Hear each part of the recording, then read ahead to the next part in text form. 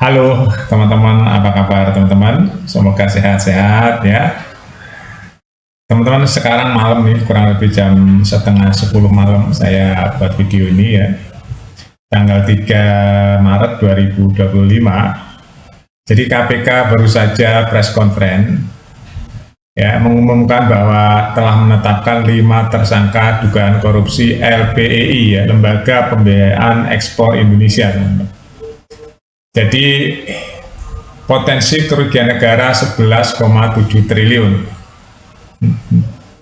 Edan ya teman-teman, edan negara ini. Ya, jadi korupsinya sudah triliunan, puluhan triliun, ratusan triliun, bahkan sampai ke 1000 triliun.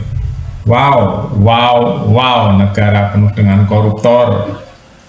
Ya, jadi saya berharap Prabowo benar-benar membersihkan negeri ini dari penyamun-penyamun yang merusak negeri ini ya, yang menggerogoti uang rakyat, teman-teman. Ini kan saya sering bilang ya, teman-teman. Nih, dengarkan teman-teman. Ya, mungkin teman-teman nggak ngerti ya. Saya tuh apal benar di negara ini banyak sekali koruptor ya, teman-teman. Jadi saya kurang lebih di atas 290 sampai sekarang berapa? 30 tahunan ya. 30 tahun lebih teman-teman saya mengamati dan juga beberapa sateliti juga ya perilaku birokrat di negeri ini. Ya bayangkan 30 tahun lebih saya aktif di dunia pasar modal 22 tahun, itu yang aktif incas ya, nggak pernah istirahat. Praktisi dan peneliti. Jadi pasar modal dalam negeri, luar negeri ya saya 22 tahun teman-teman. Jadi apal banget ya. Ya saat itu saya kemana-mana. Jadi saya lumayan apal ya perilaku pengusaha dan perilaku birokrat, baik di legislatif, di eksekutif, di yudikatif, itu udah banyak pengalaman. Jadi saya sampaikan dengan cara santai aja ya teman-teman. Ini baru saja belum selesai Pertamina ya. Belum selesai Pertamina, sekarang udah ada lagi KPK mengumumkan 5 tersangka korupsi LPEI ya. Jadi lembaga ekspor impor nih teman, pembiayaan ekspor impor ya. Negara sekali lagi teman-teman dirugikan 11,7 triliun. Miris ya. Dulu itu saya pernah berpikir korupsi 100 juta itu banyak sekali. Saya pernah berpikir orang korupsi ratusan juta ya saat itu di amat ya 100 juta. Waktu saya belum terlalu fokus ya tentang perilaku masyarakat saya itu tahun berapa ya. Nah lama-lama 1 miliar. Saya pikir 1 miliar gede banget tuh, orang ada koruptor pas 1 miliaran. Terus lama-lama lagi puluhan miliar, wow. Terus lama-lama lagi ratusan miliar. Nah ratusan miliar, terus kemudian ada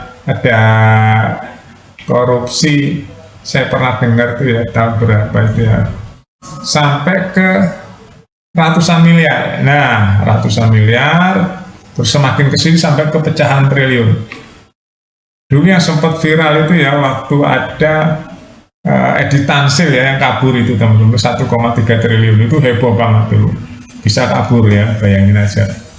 Nah sekarang triliunan sudah biasa.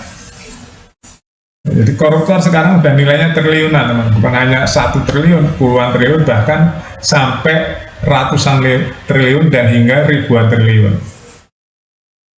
Ngeri kan? Ya ini karena sistem di negara ini nggak serius ya, memperbaiki sistemnya nggak serius.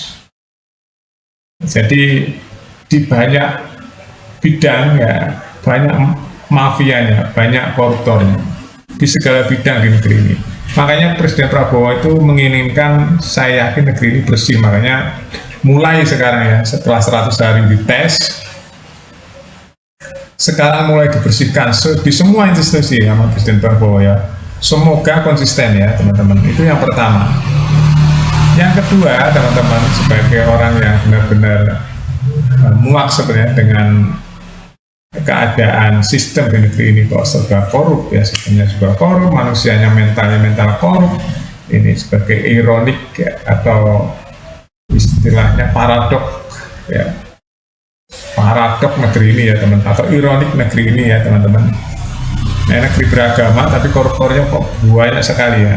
Itu yang saya sampai hari ini belum menemukan ya, belum menemukan orang beragama tapi kok koruptornya banyak. Ini saya belum menemukan hubungannya agama dengan koruptor itu apa ya kan. Seharusnya orang beragama kan menjauhi koruptor atau menjauhi maling ya, menjauhi mengambil hak orang lain yang bukan haknya ya. Seharusnya kan begitu ya orang beragama. Nah ini enggak, orang beragama tapi korup. Ini yang saya nggak ngerti. Nah itu yang pertama. Yang kedua ya, saya mengingatkan ya teman-teman, saya udah pilah-pilah nih negeri ini bagaimana caranya untuk keluar dari sistem korup supaya bersih ya negeri ini, segala macam bersih gitu ya. Satu-satunya jalan yang saya bilang itu teman-teman, hukumannya jangan hukuman biasa saja, semua korupsi yang ngecang ya, yang merugikan negara dibikin hukuman minimum. Jangan hukumannya ada yang 2 tahun, 4 tahun, 3 tahun 5. Jangan, semua korupsi yang merugikan uang negara itu hukumannya minimal 20 tahun ya, minimal harus begitu supaya orang mikir sekali nggak mau korupsi. Itu yang pertama. Yang kedua ya, kalau kakap bener hakim itu harus di atas 20 tahun dan ada sampai ke mati ya. Nah itu harus begitu. Kalau enggak, waduh, enggak akan selesai negeri ini teman-teman ya. Yang kedua, yang ketiga harus benar-benar ada undang-undang fix ya, disahkan perampasan aset sehingga para koruptor itu otomatis nanti asetnya disita. Udah nggak ada maaf, asetnya langsung disita aja, dimiskinkan. Pokoknya koruptor yang udah inkrah ya, semua asetnya harus disita dan dimiskinkan biar saya tahu rasanya orang miskin itu seperti apa ya. Itu teman-teman, itu opini saya yang benar-benar sudah mentok ya.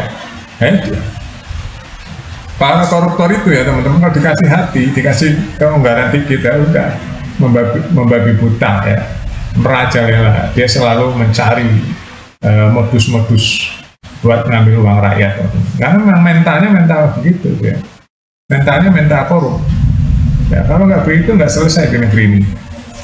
Udah deh teman-teman, nggak selesai nggak.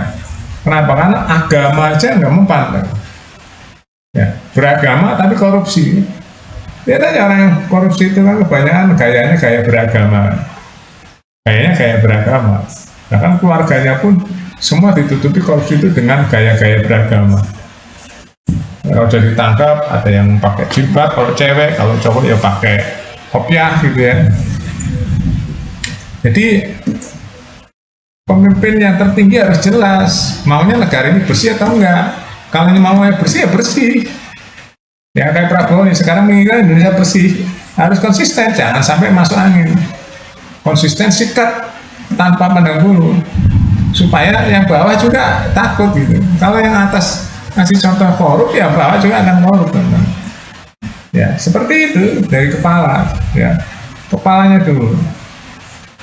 Oke, itu aja teman-teman ya. Jadi hari ini KPK menetapkan 5 tersangka kasus dugaan korupsi LPIE ya, Lembaga Pembiayaan Ekspor Indonesia. Terima kasih teman-teman, update terus berita-berita di Buat Makan TV. Sampai jumpa.